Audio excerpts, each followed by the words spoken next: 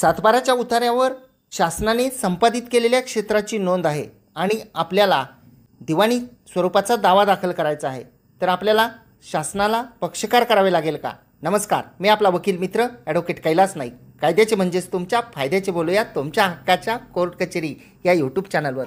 मित्रांनो, आपल्याला माहीत आहे की एखादा मूळ गट असतो आणि त्यामधून शासनाचे वेगवेगळे प्रकल्प गेलेले असतात. जसं की उजनी कॅनॉलसाठी असेल, कालव्यासाठी असेल, रोडसाठी असेल, तर त्या गटातून जेवढे क्षेत्र संपादित झाले तर त्याची नोंद ही त्या मिळकतीच्या सातबाराच्या उतार्यावर केली जाते. म्हणजे जेवढं क्षेत्र संपादित केलेलं आहे तेवढं क्षेत्र शासनाच्या मालकीचं आहे असं त्या सातबाराच्या उतार्यावर क्षेत्रासह दर्शवलं जातं.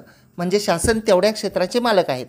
आता जेव्हा त्या मिळकती संदर्भात आपल्याला वेगवेगळ्या प्रकारचे दावे दाखल करायचे असतात, तर त्या दाव्याच्या कामी शासनाला पक्षकार करणे आवश्यक आहे का?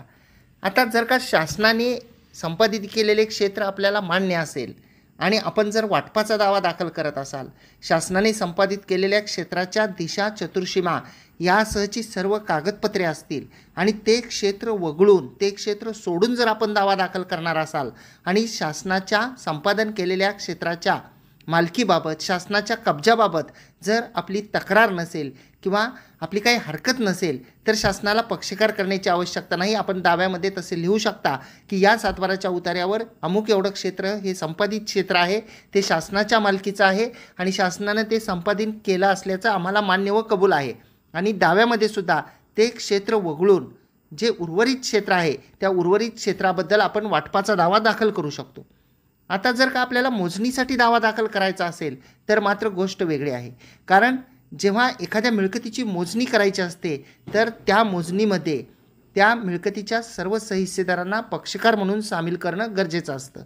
त्याचं कारण असं आहे की आपण मोजणीच्या दाव्यामध्ये आपल्या मालकीचं क्षेत्र मोजणी करून हद्दीकुणा करून मागत असतो आणि त्या मोजणीमध्ये जर अतिक्रमण निघालं, शासनाकडे अतिक्रमण निघालं किंवा आपण शासनाच्या मिळकतीमध्ये अतिक्रमण केलेलं आहे असं जर का त्या मोजणीमध्ये दिसून आलं, तर कब्जा मागताना बऱ्याचशा अडचणी निर्माण होतात.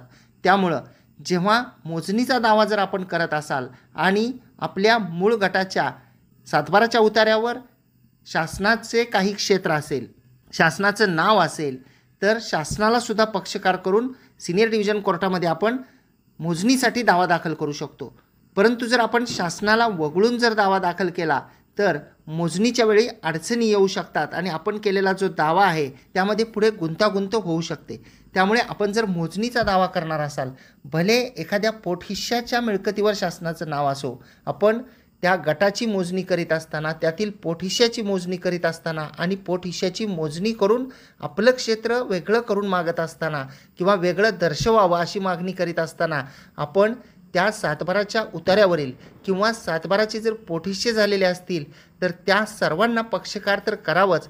त्यासोबतच मूळ गटाचे जे लगत शेतकरी आहेत त्यांनासुद्धा आपण त्या दाव्याच्या कामी पक्षकार करावं. आपण म्हणाल की आमचा आणि लगत शेतकऱ्यांचा वाद नाही, तर ते रागावतील, ते म्हणतील की आमचा तुमचा वाद नाही दाव्यामध्ये का समाविष्ट केलं. तर त्यासाठी एक मार्ग आहे की आपण त्यांना फॉर्मल पार्टी करू शकतो. दाव्यामध्ये आपण असं लिहू शकतो की आमचा यांच्याविरुद्ध वाद नाही, परंतु ते लगत शेतकरी असल्यामुळे आम्ही त्यांना दाव्याच्या कामी समाविष्ट केलेलं आहे आणि आमच्या जमिनीची मोजणी करण्यास त्यांची काही हरकत नसेल तर त्यांनी दाव्याच्या कामी हजर राहू नये. मग परंतु जर आपण काही ठराविक लोकांना मोजणीच्या दाव्यामध्ये जर का पक्षकार केले आणि आपण ज्यांना पक्षकार केले ते लोक सोडून इतर जे दाव्यामध्ये पक्षकारच नाहीत त्यांच्याकडे जर अतिक्रमण निघालं तर दाव्यासाठी गेलेला वेळ, मोजणीचा झालेला आदेश, झालेली मोजणी या सर्व ज्या गोष्टी आहेत त्या व्यर्थ जातात. आणि जे लोक दाव्यामध्ये पक्षकार नाहीत आणि त्यांच्याकडे अतिक्रमण निघालेलं असेल तर आपण त्यांच्याकडून कब्जासुद्धा मागू शकत नाही. ते असा वाद घालू शकतात की ही मोजणी आमच्यावर बंधनकारक नाही, या दाव्यामध्ये आम्ही पक्षकार नाही, आम्हाला मोजणीच्या नोटीस आलेल्या नाहीत.